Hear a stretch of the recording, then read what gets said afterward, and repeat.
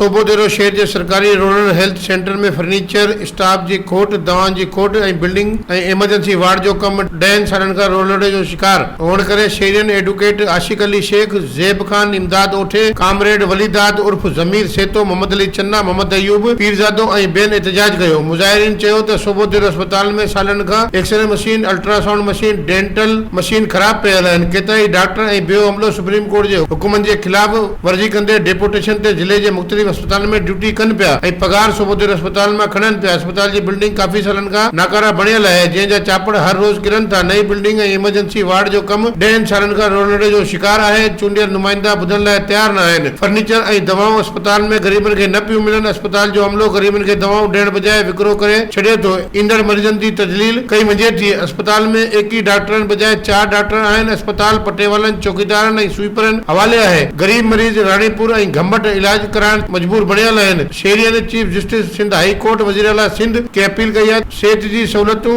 ॾेई करप्ट अमले खे हटाया वञे। मज़ीद खबरों और तफसीलात के लिए विजिट करें हमारी वेबसाइट www.awamiNewsHD.com।